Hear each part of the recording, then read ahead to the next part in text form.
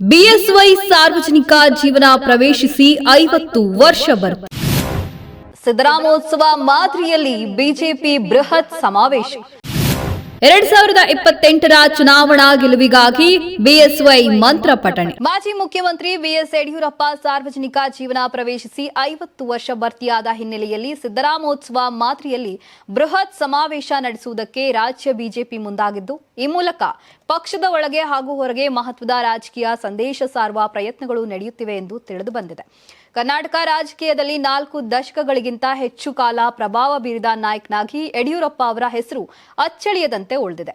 ಈಗ ಅವರ ರಾಜಕೀಯ ಜೀವನಕ್ಕೆ 50 ವರ್ಷ ಪೂರೈಸುತ್ತಿರುವ ಸಂದರ್ಭದಲ್ಲಿ ಬಿಜೆಪಿ ಅವರನ್ನ ಮತ್ತೆ ಕೇಂದ್ರ ಬಿಂದುವಾಗಿಸಲು ಮುಂದಾಗಿದೆ. 2028ರ ರಾಜಕೀಯ ಸಮೀಕರಣಗಳ ಪೂರ್ವಭಾವಿ ಸಿದ್ಧತೆಯಾಗಿದೆ ಎನ್ನುವುದು ರಾಜಕೀಯ ವಲಯದಲ್ಲಿ ಕೇಳಿಬರುತ್ತಿರುವ ಅಭಿಪ್ರಾಯವಾಗಿದೆ.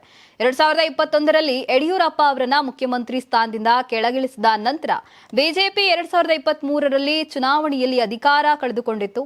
ಆ ಬಳಿಕ ಪಕ್ಷದೊಳಗಿನ ನಾಯಕತ್ವ ಗೊಂದಲ, ಮತ ಬ್ಯಾಂಕ್ ಕುಸಿತ ಹಾಗೂ ಲಿಂಗಾಯತ ಸಮುದಾಯದ ಅಸಮಾಧಾನಗಳು ಸ್ಪಷ್ಟವಾಗಿ ಗೋಚರಿಸಿತ್ತು.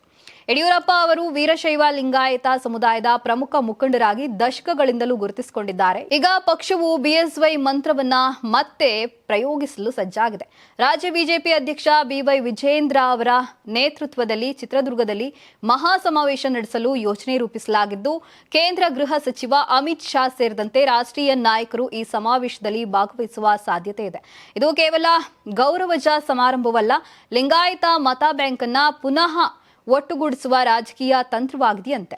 ಮುಖ್ಯಮಂತ್ರಿ ಸಿದ್ದರಾಮಯ್ಯ ಹಾಗೂ ಉಪಮುಖ್ಯಮಂತ್ರಿ ಡಿಕೆ ಶಿವಕುಮಾರ್ ನಡುವೆ ನಡೆಯುತ್ತಿರುವ ಪೈಪೋಟಿ ಆಡಳಿತದ ವಿರುದ್ಧ ಹೆಚ್ಚುತ್ತಿರುವ ಅಸಮಾಧಾನವನ್ನೇ ಬಿಜೆಪಿಗೆ ಅವಕಾಶವಾಗಿ ಮಾರ್ಪಾಡಲಾಗಲಿದೆ.